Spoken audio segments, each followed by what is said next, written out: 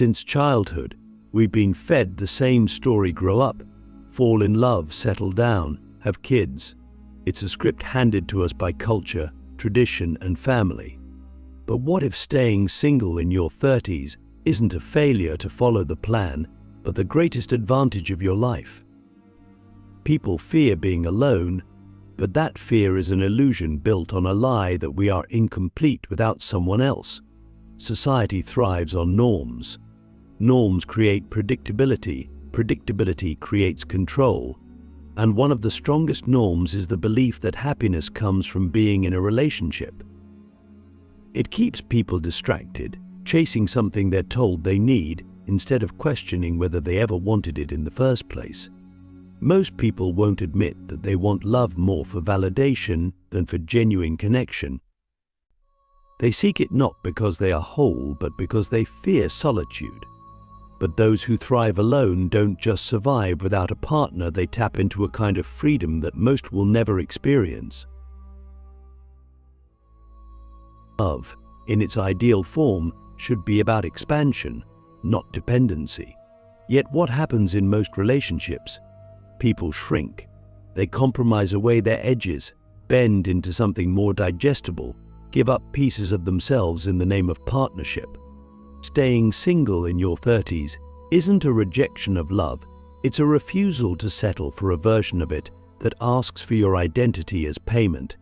The greatest thinkers, creators, and revolutionaries often walked alone because solitude breeds clarity and clarity breeds power. Without the emotional obligations of a relationship, every decision is yours.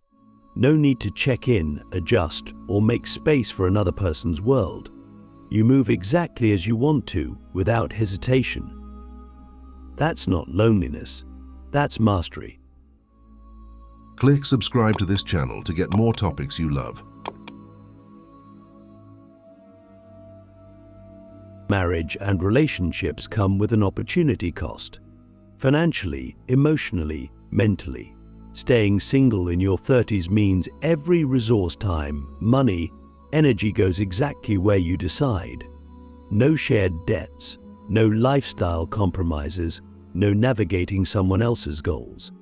Time is spent building skills, traveling, creating, pursuing personal ambitions without pause. The greatest innovations didn't come from people constantly managing a relationship, they came from those obsessed with a vision. Freedom is waking up and deciding on a whim to move to another city, switch careers, or spend a month alone somewhere new without discussing it with anyone. It's living by personal desire instead of shared obligation. Some will argue that love is worth the sacrifice, but is it love itself, or just the comfort of following the path everyone else is on? Staying single in your 30s doesn't mean love is absent. It means love is redefined. It's not about needing someone, it's about choosing them without dependence. When love is no longer required, it becomes something rare, something that enhances instead of consumes. Most people spend their lives reacting to external pressures, shaping themselves into what's expected, suppressing their own instincts for the sake of fitting in. But the real power move is deciding that none of that applies to you. Waking up every day and choosing exactly what kind of life you want, rather than what you've been told you should want. No forced compromises, no timelines dictated by social pressure, no guilt for prioritizing yourself. And that's what most will never understand. Staying single in your 30s isn't about rejecting connection. It's about reaching a level of self-sufficiency so complete that connection is never a requirement, only an option. Because when solitude stops feeling like something to escape, you become something most people will never be: untouchable. Being single in your 30s is not just an absence of a relationship, it's a recalibration of what fulfillment even means. Most people operate on borrowed definitions of happiness, chasing milestones because they were taught that's what success looks like. They don't stop to question whether those milestones actually bring any real satisfaction. Marriage, kids, a mortgage, the structured life, it's a template, not a guarantee of joy. The ones who stay single long enough to break free from the timeline discover something most people never will: total autonomy. Every decision is made without external influence. Every experience is fully owned. Life stops being a series of obligations and becomes a personal experiment in what is actually worth doing. The fear of loneliness is what traps most people. They'd rather be in an unremarkable relationship than face themselves in the quiet of their own space. But loneliness and solitude are not the same thing. One is a craving for external validation. The other is the ability to generate fulfillment internally. The people who master solitude are dangerous in the best way possible. They don't need anyone. They enjoy company but never depend on it. And that makes them move through the world differently. While most people are negotiating their happiness around a partner, the single person is fully immersed in whatever they choose. They are in complete control of their energy. They set their own rhythms. Their emotions are not dictated by another person's bad day. Their future is not tied to anyone else's expectations. This isn't selfishness. It's the highest form of self-respect. People like to say relationships make you grow, but what they don't admit is that many of them make you shrink first. You compromise, you adjust, you absorb someone else's baggage. You make space in your mind for their worries, their moods, their complexities. You spend time managing instead of building. Growth happens, but it's not always the kind that leads to something greater. Staying single in your 30s removes the distractions. No unnecessary drama, no emotional labor that isn't yours to carry, no dilution of your own direction. The time and energy that would have been spent maintaining a relationship are now focused entirely on self-expansion. Learning, traveling, creating, achieving without limits, without waiting for someone else to be on the same page. Then there's the financial edge. Being single means every dollar you earn is yours to allocate.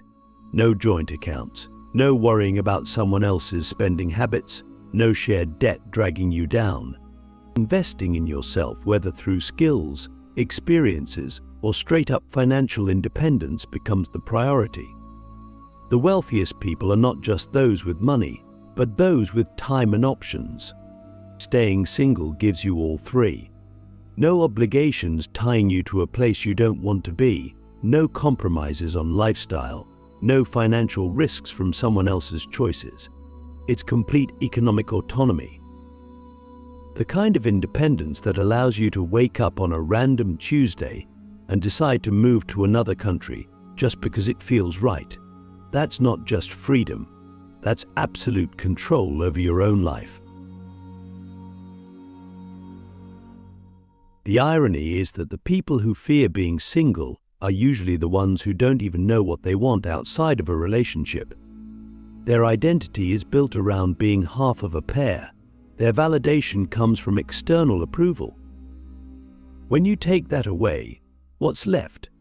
That's the real reason people settle, not because they've found something great, but because the alternative requires too much self-awareness. But the ones who embrace it, they become the kind of people who can walk into any situation with complete confidence because they don't need it to complete them. They've already built something unshakable within themselves.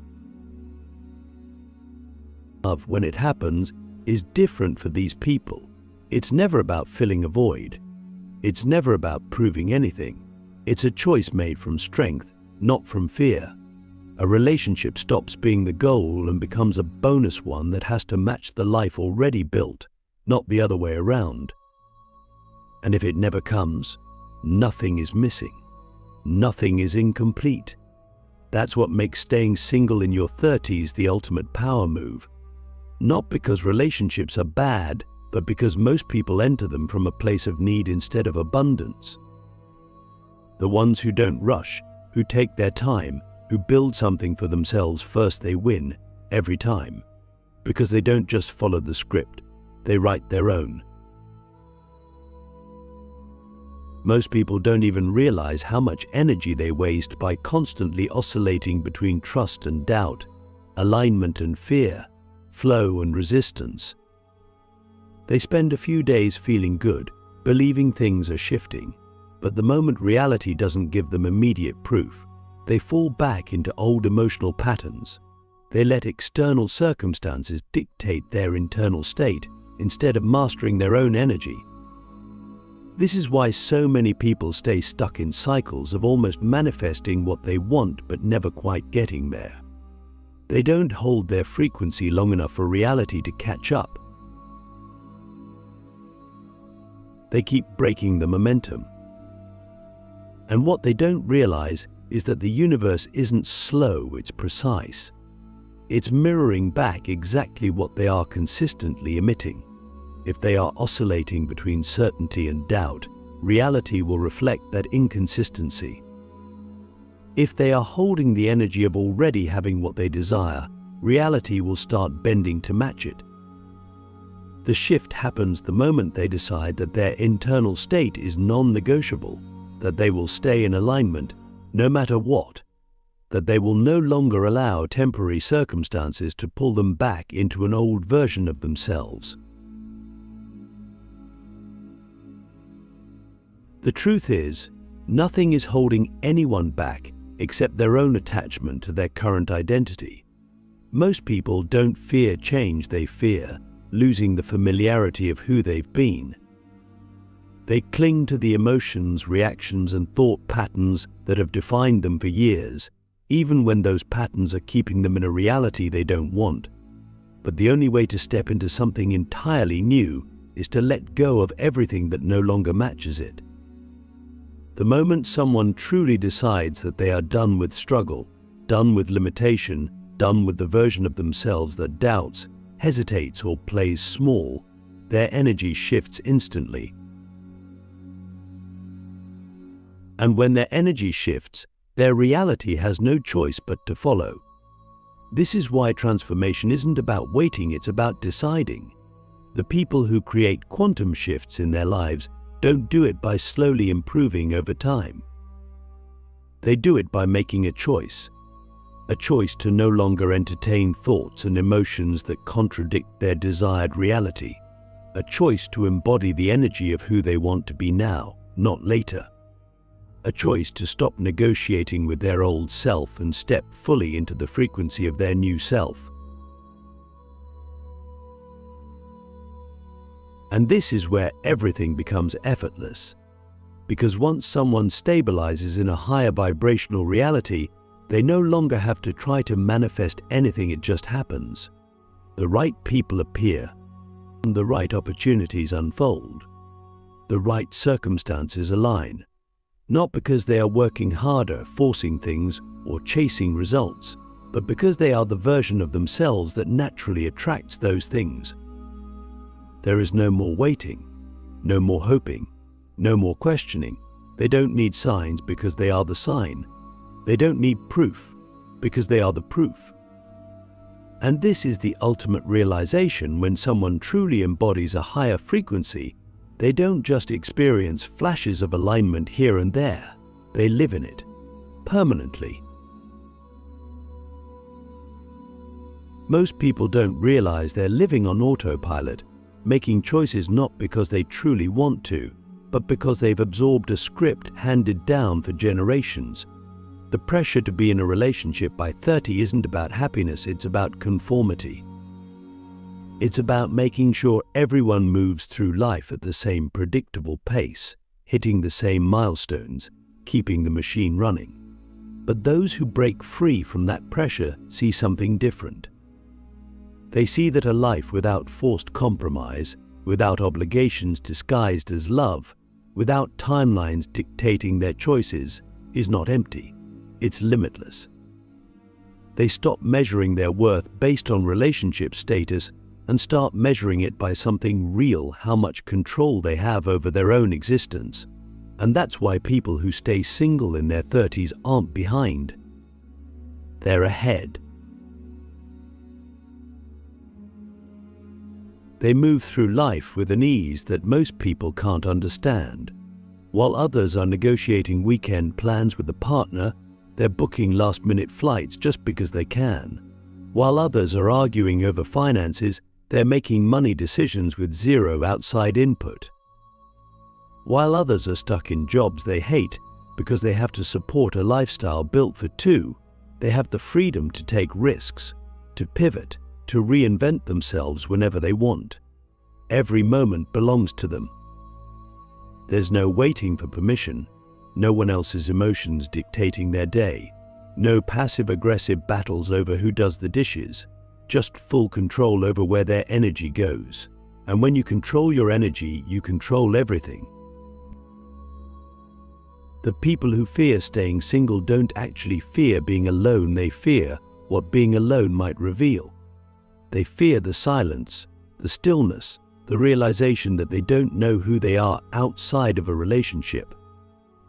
But the ones who embrace it, who get comfortable in that silence, end up with something most people will never have: real confidence. Not the kind that comes from being liked, from being chosen, from having someone to come home to. The kind that comes from knowing, without a doubt, that they are enough. No distractions, no external validation, no one to lean on but themselves. That's why they walk differently, why they carry themselves with a kind of certainty that unsettles people who have never been alone long enough to build it. Relationships, when they finally happen, are different for them. They don't cling to people out of fear. They don't mold themselves into something more likable. They don't tolerate mediocrity just to avoid loneliness. They demand more, and if they don't get it, they'd rather stay single. Because when you know what it's like to live with complete autonomy, settling for anything less feels like a downgrade. That's the real reason staying single in your 30s is the ultimate power move. It's not about rejecting love, it's about refusing to let love be the thing that defines you. And when you live like that, you don't just attract better people, you attract a better life. Most people think they're making their own choices, but they're just following a script written long before they were born. The idea that happiness is tied to a relationship is so deeply ingrained that most don't even question it. They assume that being single in your 30s means something went wrong, that life is incomplete without someone to share it with. But the ones who break free from this mindset see the truth: happiness isn't about a relationship status. It's about how much ownership you have over your own life. The world tells you that love is the ultimate achievement, but what they don't tell you is that love built on fear is just another form of dependency. People settle because they think they're supposed to. They convince themselves that an okay relationship is better than no relationship, that a warm body is better than an empty bed. But the ones who stay single long enough to resist that pressure build something different. They build a life where every choice is theirs, where nothing is dictated by obligation, where they wake up every day knowing that everything they have, they built on their own terms. That kind of independence changes a person. It rewires the way they see the world. They stop chasing relationships just for the sake of having one. They stop filling their time with people who drain them. They stop pretending that love means sacrificing personal ambition. While most people are busy maintaining relationships that don't inspire them, the single ones are focused on something bigger. They are mastering their craft, leveling up their skills, pushing themselves mentally, physically, financially. They are creating, traveling, growing, evolving without limits. They move through life with the kind of ease that unsettles people who have never been alone long enough to know what they actually want. They don't seek external validation because they've already validated themselves. They don't fear missing out because they are too busy living. They don't crave stability Because they've built a foundation so solid that nothing can shake it.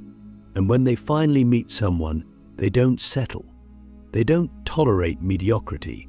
They don't bend just to be chosen. They don't lose themselves in the process of loving someone else. They demand depth, substance, connection that expands rather than restricts. And if they don't find it, they're fine. Because they know something most people don't. Being single in your 30s isn't a waiting period. It's not an in-between stage. It's not something to be pitied. It's a power move. It's a decision to build a life so full, so rich, so undeniably yours that the only relationships you entertain are the ones that add to it. That's why they move differently. That's why they're intimidating. That's why they seem untouchable. Because they don't just follow the script, they rewrite it.